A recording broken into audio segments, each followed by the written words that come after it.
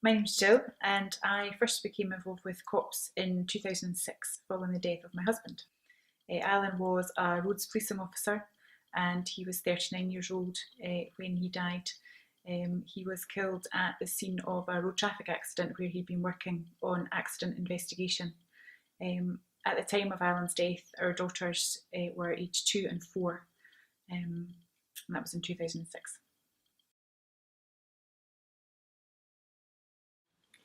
I think initially it's difficult to quantify that effect because your world literally stops at that morning. 7:10 in the morning, I received a phone call and then a visit, and I don't think for that first week or 10 days I even thought about the effect. It just, everything stopped, and for certainly that first week or so, everything was just a mass of logistics and arrangements and visiting people, and uh, so initially it'd be very difficult to quantify what the effect was. But once things calmed down, I think a realisation that your life will never be the same again, and that all the plans you've made for the future and for even just holidays and inconsequential things weren't going to happen. And it's difficult to put into words exactly what the effect was. Devastating, I think, is maybe the best word for it. But just something you never ever plan for and you never expect to be in the position. I was 32 at the time. I had never counted on being a widow at the age of 32, so incredible.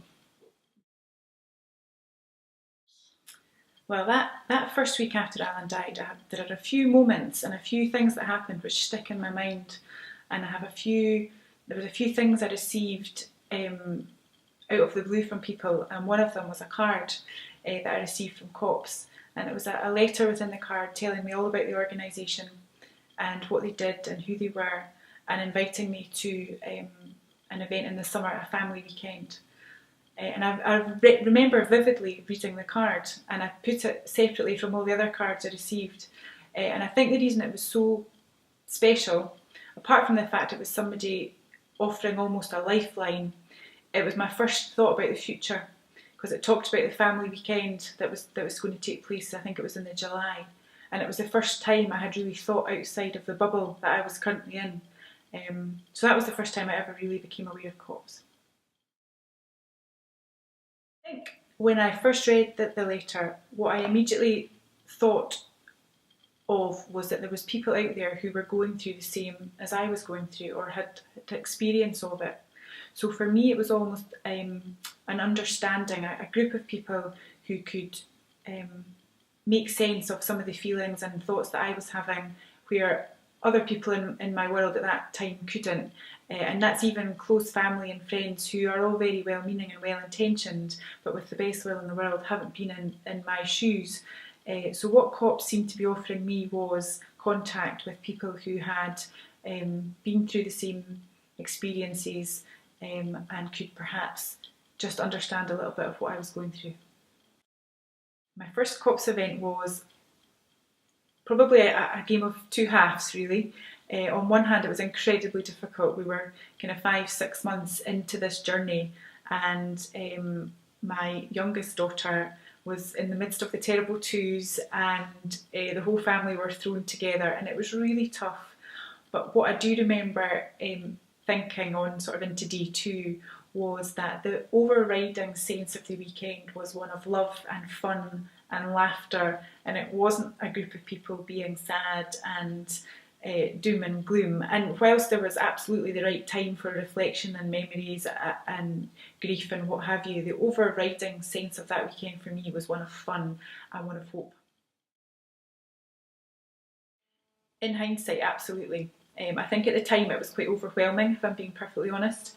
But what I took away from it was seeing people who were 6 months, 6 years, 26 years down the line from the death that affected them, and that they were surviving, and that life goes on, and that people were normal, which at the time I don't think I necessarily felt.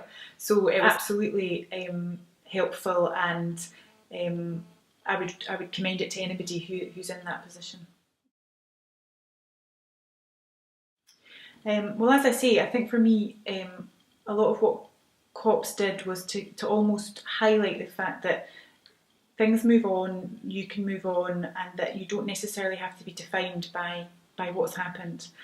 Whilst it ultimately has definitely shaped me and my personality and how I tackle the future, I think what COPS in that very first weekend and the first meetings I had with COPS people was that whilst you have to tackle things head on and deal with the grief and get past that, it doesn't stop there, and that there are ways forward, and that time is a healer, and a lot of the cliches that you hear, but some of them are true, and everyone deals with it in their own way. And I think for me that's one of the great things about COPS, is that it flexes to meet your needs. It's almost like a bespoke service. If you need some real support and some real help at one point in time, the organisation will be there for you.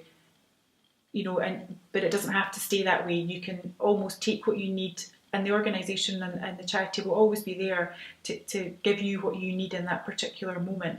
And I think that's incredibly special. Another, I think, key part of the weekend for me, and the family weekend, is the support that COPS now receives from police forces across the country. I know that COPS has worked tirelessly to keep COPS and survivors in the mind of forces across the country, and I think it's hugely important for survivors to see that the police family has really wrapped itself around COPS and survivors, and that without their help and support, I think the weekend wouldn't have quite as much poignancy for me as it does. And the sight of seeing 40 or 50 police forces represented by their most senior people is incredibly powerful, and I think a really valuable asset to the weekend. If you're a survivor of a police officer who's been killed during a death on duty and would like some more information about the charity, then please go to the website, which is ukcops.org. Similarly, if you're somebody who'd like to offer support or get involved, please visit the website. Thank you.